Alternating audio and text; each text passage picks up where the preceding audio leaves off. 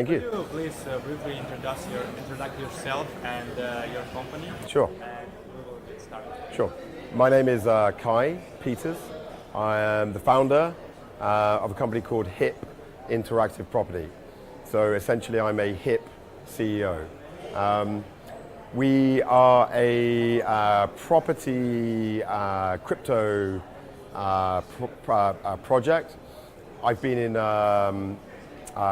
crypto. I had a Bitcoin casino in 2013. So I spent 4 years building this concept, all of the underlying technology being in crypto.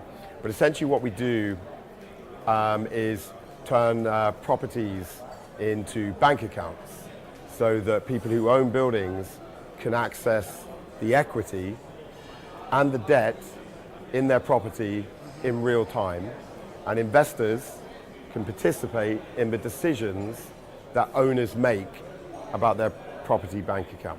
So can you explain on some kind of take one example and just to show us how it works in real life? Yeah, sure.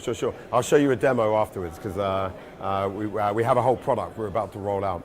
But essentially, owners, we have a virtual world on our platform. We have every building in the UK, which is our initial rollout territory, on the virtual world.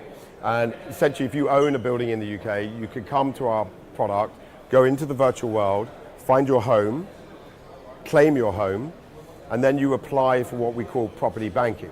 So you tell us the value of your home, you tell us how much debt you have, then we introduce you to a bank account style screen where you can see how much equity you have and how much debt you have, and then we just have little sliders. So we say, what do you want to do? I want to get cash, I want to sell equity. So you just move a slider along, and you introduce the third component, which is what we call third-party equity. So if I own 100% of my home, and it's worth £1 million, and I want to raise money from equity, which is not a debt, it's basically reducing my ownership quota on the property, I can say I want to sell 10% of the building. So I own 90% of the building now, but I've cashed 10% and raised £100,000. And I've sold that to somebody else. And then can you buy back it? Or? You can buy it back. So the idea is that equity in buildings is now a currency. So it has value, right? It's like proper bank account, right? So you access it, you sell 10%, or let's say you have £1 million home, you have £500,000 mortgage, and you're paying your mortgage back, maybe say £1,000 a month, right? £1,000 a month. And let's just say I don't have any cash this month, right? Or I don't have enough to pay my mortgage. So you pay by your home parts, like that? Well, you pay it with your equity, right? So you just go, fine, I'll have a payment holiday. In fact, I'll have a payment holiday for 2 years. And every month we take £1,000 worth of equity and we pay the loan investor. So I'm an investor in the debt on the property, the mortgage, and I'm going to receive £1,000 in cash, in fiat, or I receive £1,000 in equity, and then I can keep that, or I sell it in the marketplace to realize the value. So basically, it's a monthly accrued, real-time situation that means that both the loan provider and the homeowner are always in equilibrium. Okay, and there's freedom. Right? Going to tokenize this system? So the underlying token technology there's about 4 or 5 different components to it. So one of the main ones is we're an FCA regulated company in the UK and Europe. So if you want to sell financial products to homeowners, it's regulated. So we've had to spend 2 years with the FCA designing permissions that work for a crypto and a fiat transaction. That's been very difficult. It's 2 years of negotiations. The permissions we've got enable homeowners to basically realize a fiat transaction. Let me go back a bit, sorry. When we do our token sale, we're a utility. But when we sell our product on the ground, we could be a security. So there's a gap. So the way that we get around the regulation and make sure the regulation is correct is we don't make the token a part of the asset.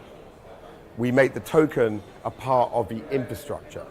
So if you're in China and you're moving money into, or Japan and you're moving money into the UK, you have to go through a transaction, right? You have to go from yen to sterling, right? So what we do is, in order for that transaction to happen, the token sits in the middle of the transaction. And that means that any foreign investment into different countries, the token is responsible for the transaction, not banking institutions. You know, we avoid the banking institution. It's the token.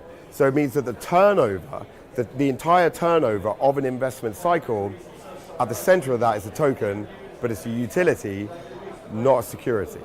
And that's the important classification. So that's one of the components. The other component of the token infrastructure and the blockchain, if you invest in Japan into a UK property, how do you know that that transaction has happened? And how do you know that if you buy 10% equity and you buy 10% of the debt, how do you know that's real? Well, in our system, the contract, the smart contract, sits in the middle of that transaction. The shares, the ownership and the record of the shares are published on the blockchain. And so even if the share transactions change hands between one investor and another investor, that is logged in an immutable record.